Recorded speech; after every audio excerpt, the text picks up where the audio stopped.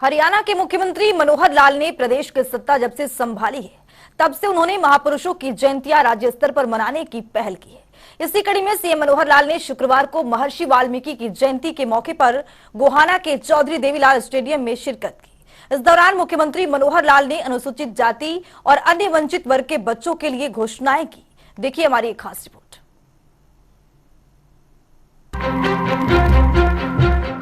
मुख्यमंत्री मनोहर लाल ने शुक्रवार को महर्षि वाल्मीकि की जयंती के अवसर पर गोहाना के चौधरी देवीलाल स्टेडियम में आयोजित राज्य स्तरीय कार्यक्रम में बतौर मुख्य अतिथि शिरकत की। इस अवसर पर मुख्यमंत्री मनोहर लाल ने प्रदेशवासियों के लिए कई घोषणाएं की।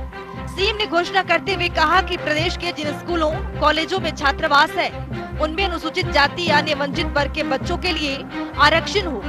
उन्होंने कहा कि सरकार जीरो ड्रॉप आउट पॉलिसी लाएगी जिससे कोई भी बच्चा स्कूल से वंचित नहीं होगा।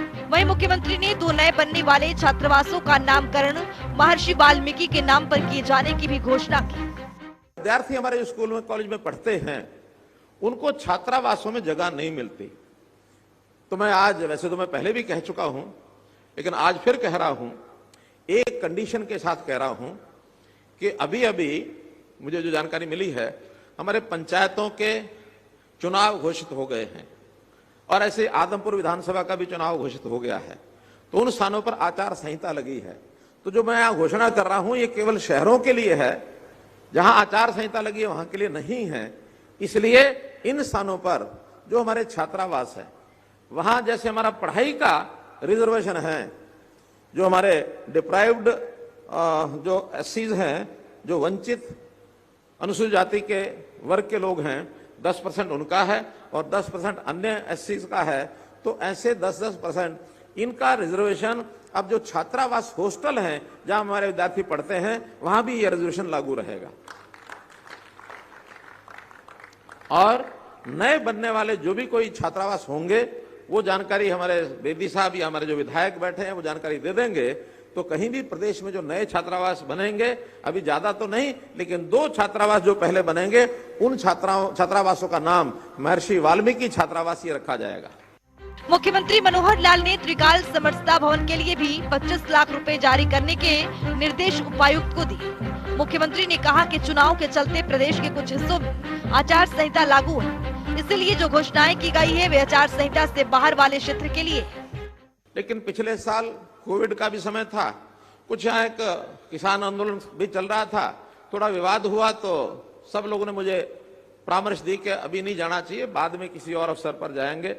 संयोग से आज फिर महर्षि वाल्मीकि जी का प्रकट उत्सव है, आज मुझे आप लोगों ने यहाँ बुलाया है।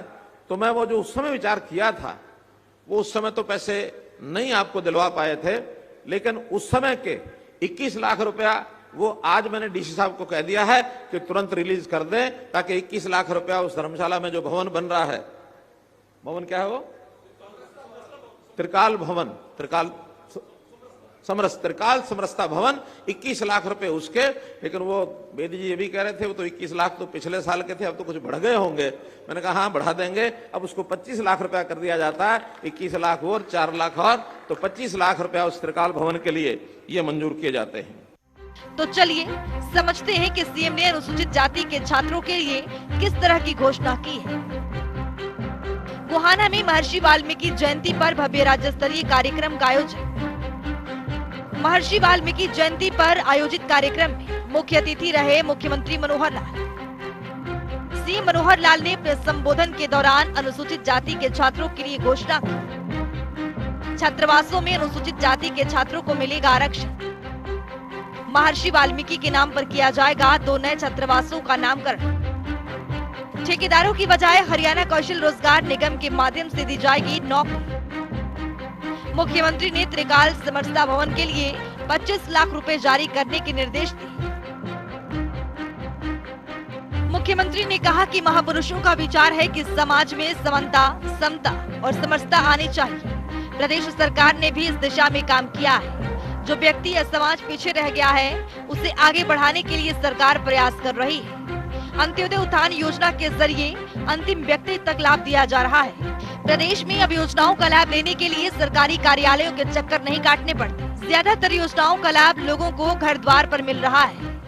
पहले कोई भी प्रमाण पत्र बनवाना पड़ता था, जाति का प्रमाण पत्र है या कोई जन्म तिथि का प्रमाण पत्र है। हम घूमते थे, तहसीलदार के चक्कर लगाते थे, एसडीएम के लगाते थे या किसी और प्रतिनिधि के लगाते थे। लेकिन अब जिनकी वेरीफाइड डेट एक बार हो गई, जन्म तिथि एक बार जांच करनी है, सारी उम्र के लिए जन्म तिथि तो बदलने वाली नहीं, वही रहेगी। इसलिए जब आप बटन दबाएंगे, आपका जन्म तिथि प्रमाण पत्र और आपका जाति प्रमाण पत्र आपके हाथों में उसी समय आ जाएगा। किसी दफ्तर के काटने की जरूरत नहीं है चक्कर। मुख्यमंत्री ने इस अवसर पर उपायुक्तों को निर्देश दिए कि कार्यक्रम में आए जिन परिवारों को अभी तक गैस कनेक्शन नहीं मिले, उनके लिए तत्काल इसकी व्यवस्था की जाए। उज्ज्वला योजना तो बहुत पुरानी हो गई है। 9 लाख हमको परिवार ऐसे मिले जिनकी रसोई में गैस का कनेक्शन नहीं था। हर घर में रसोई गैस कनेक्शन ये सरकार की द्वारा जो हमारे गरीब परिवार हैं उनको मुफ्त में दिया गया है। तो ऐसे मैं समझता हूँ हर एक के घर में होगा। मुख्यमंत्री ने दोहराया कि प्रदेश में नौकरियों में ठेकेदारी प्रथा को पूर्णतः समाप्त करेंगे। इसलिए सरकार ने कौशल रोजगार निगम बनाया है। बजाय ठेकेदारों के अब रोजगार के निगम के माध्यम से नौकरी दी जाएगी। उन्होंने कहा कि समाज के लोग समितियां बनाकर सफाई व्यवस्था के ठेके लेंगे तो उन्हें प्राथमिकता दी जाएगी और 50% ठेके उन्हें दिए जाएंगे। मुख्यमंत्री ने अधिकारियों को निर्देश दिए कि गोहाना के सेक्टर 7 में अगर कोई जमीन वाल्मीकि समाज के नाम से थी तो उसे समाज को वापस दिया जाए। ये मैं पहले घोषणा कर चुका हूं कि ठेकेदारी प्रथा को समाप्त करेंगे। उस समय एक प्रावधान किया था, उसका उपयोग मालूम नहीं कितना आप लोगों ने उठाया है।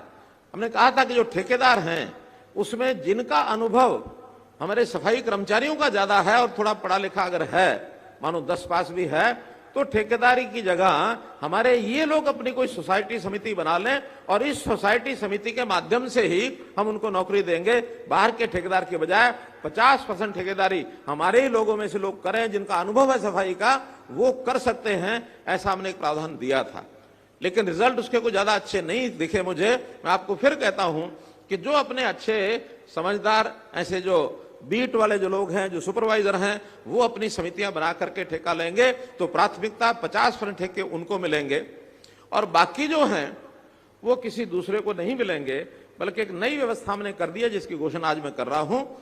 हमने एक कौशल निगम, कौशल रोजगार निगम बनाया है, हरियाणा कौशल रोजगार निगम के बजाय ठेकेदारों के सरकार जो है ऐसे लोगों का रजिस्ट्रेशन करके जिस शहर में उनकी जरूरत है वहां से हम उनको जो नौकरी दिलाएंगे। किसी ठेकेदार के पास जाने की जरूरत नहीं है।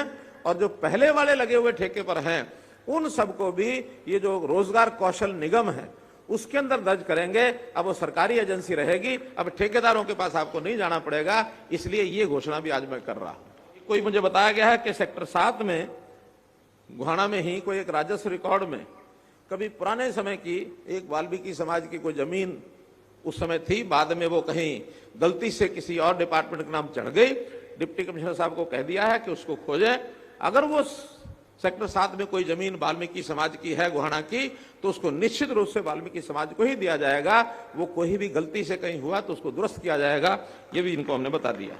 इससे पहले मुख्यमंत्री मनोहर लाल ने महर्षि वाल्मीकि मंदिर में समरसता भवन का लोकार्पण किया। इस अवसर पर सांसद रमेश चंद्र कौशिक, राज्यसभा सांसद रामचंद्र जांगड़ा, पूर्व मंत्री कृष्ण कुमार बेदी, विधायक राय विधानसभा मोहनलाल कौशिक, भवानी खेड़ा के विधायक विशंबर सिंह वाल्मीकि और होडल विधायक जगदीश नायर, कन्नौर विधायक निर्मल चौधरी सहित कई गणमान्य भी मौजूद रहे। जनता टीवी के लिए पवन सिबर की रिपोर्ट।